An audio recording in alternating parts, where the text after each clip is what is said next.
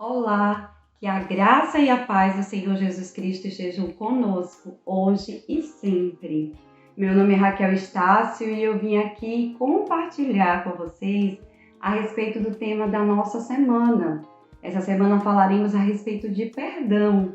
E para começarmos a nossa reflexão, eu quero compartilhar um texto que está escrito lá na carta aos Hebreus, no Novo Testamento, no capítulo 12, os versículos 14 e 15, que diz assim: Segui a paz com todos e a santificação, sem a qual ninguém verá o Senhor, tendo cuidado de que ninguém se prive da graça de Deus e de que nenhuma raiz de amargura brotando vos perturbe e por ela muito se contamine.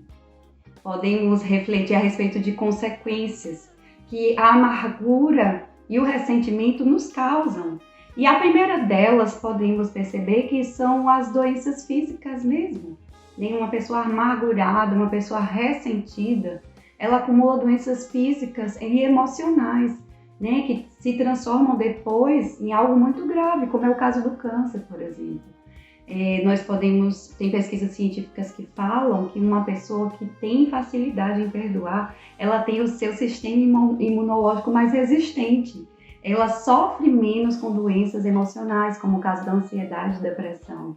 Ela geralmente possui a pressão arterial baixa. Então, vários fatores contribuem para que uma pessoa que tenha mais facilidade em perdoar, de viver uma vida mais saudável. Outro fator também, outra consequência da mágoa, do ressentimento, são as fortalezas na mente. Quem está magoado, ressentido, geralmente ela vai alimentando pensamentos que se tornam uma fortaleza na sua mente. E fortalezas na mente são uma área propícia para a atuação de espíritos malignos. Geralmente, quem é bem ressentido, bem magoado, ela ativa um espírito maligno de justiça própria e que culmina sempre em vingança, em desejar o mal do outro. E isso é uma consequência de um acúmulo de mágoa, de um acúmulo de ressentimento. É como se fossem mais ou menos assim, corais. Os corais eles vão ali se acumulando no mar, até se tornar um paredão bem firme, uma rocha bem firme, que pode inclusive causar um naufrágio, um acidente, caso um barco, por exemplo, colida contra esse paredão que se formou através de corais. Assim também acontece conosco. As fortalezas da nossa mente se tornam rochas e podem destruir a nossa vida e o propósito de Deus para nós. Outra consequência também da falta de perdão, do ressentimento, da mágoa, é que nós nos tornamos escravos de quem nos ofendeu. Passamos a carregar aquela pessoa o resto da nossa vida. Enquanto a mágoa está ali no nosso coração, o ressentimento está ali no nosso coração, nós pensamos nela, pensamos o que fez, como poderemos nos vingar de alguma forma daquilo que foi feito. Então nós nos tornamos escravos de quem nos ofendeu. Por isso nós não devemos acumular mágoa, nós não devemos deixar para amanhã. Esse sentimento não procede realmente do Senhor. E nós devemos no Senhor modificar a nossa forma de pensar e ver a situação. Porque temos que ter algo em mente. Somente Deus é perfeito e somente Ele pode exigir perfeição de nós. Nós não podemos exigir perfeição do outro. Somente o Senhor tem esse direito porque Ele é santo, e Ele pode requerer do outro a perfeição. Geralmente para nós queremos misericórdia, mas para o outro nós queremos justiça. Mas devemos entender que essa justiça procede somente do Pai. Somente de Deus, só Ele pode nos perdoar completamente. O perdão só veio à terra por causa de Jesus. Nós podemos somente desfrutar plenamente do perdão, porque Jesus veio à terra e nos perdoou. Porque fomos livremente perdoados, também devemos liberar graciosamente o perdão para os outros. Quando eu decido não perdoar, eu também não sou perdoado. Pois o perdão somente Deus pode declarar ao pecador.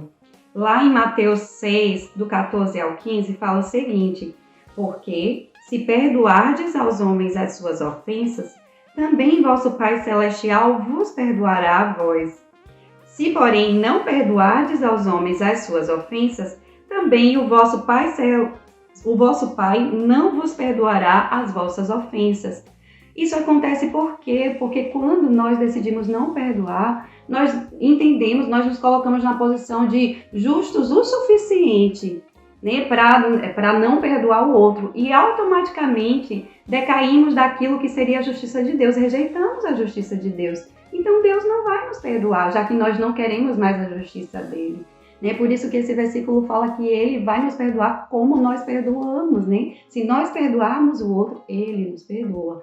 Uma vez que a gente perdoa, a gente reconhece que nós não somos justos, nós somos imperfeitos. Né? Por isso que eu perdoo e automaticamente você é um ser imperfeito, um ser injusto, um pecador. Precisa sim da graça de Deus. Todo homem que perdoa, ele paga um preço pelo mal que foi feito a ele. Né? Mas esse princípio é possível entender assim. Eu tenho um vaso muito caro, eu comprei um vaso muito caro e você vai lá e quebra o meu vaso. Né? E eu perdoo você. Você fica livre do que você cometeu, mas eu tive um prejuízo na compra do meu vaso.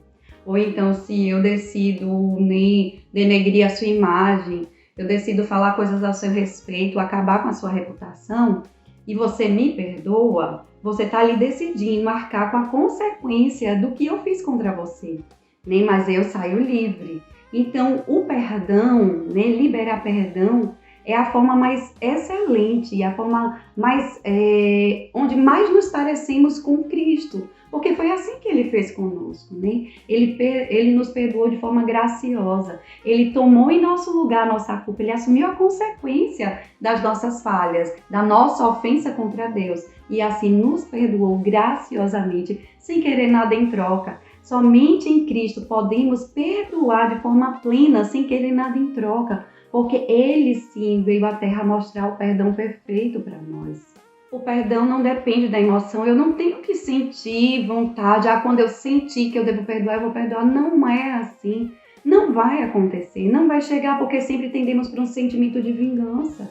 Né? Nós alimentamos o nosso pensamento com a mágoa e esse momento das emoções modificarem para perdoar não vai chegar. Né? O perdão não pode depender da mente, não. Quando eu entender o que é que ele fez contra mim, eu vou perdoar. Não vai acontecer, porque tem coisas que não tem como explicar. Geralmente, às vezes é fruto da maldade mesmo, pronto e acabou. Não precisa entender para perdoar.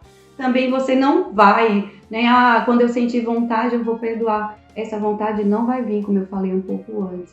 Né? Nós devemos perdoar de forma... É uma decisão mesmo, nós devemos perdoar porque conhecemos a palavra, nós devemos perdoar porque não depende de nós. Perdão realmente é algo que a gente sai daquilo que é terreno, né? Algo que vai de encontro às nossas emoções, que vai de encontro ao nosso orgulho, que vai de encontro àquilo que nós somos, mas decidimos ali seguir um caminho de Deus para a nossa vida. Então realmente perdoar é um ato de fé também, é um ato de crer que Deus, no seu poder, vai restaurar aquilo que está dentro de mim. Ele vai trazer de volta o equilíbrio às minhas emoções. Ele vai curar as feridas que tem dentro de mim por conta daquela ofensa que eu recebi.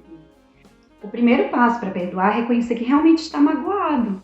Nem muitos às vezes não querem reconhecer, não estou com raiva não. Eu só não quero ter muito papo com ele. Mas na verdade no fundo existe uma mágoa ali guardada. E reconhecer isso é o primeiro caminho para liberar e ser curado disso que está acontecendo na sua vida.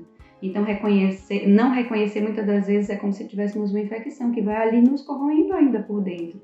Então devemos reconhecer que precisamos liberar o perdão, que precisamos liberar o outro daquilo que ele fez.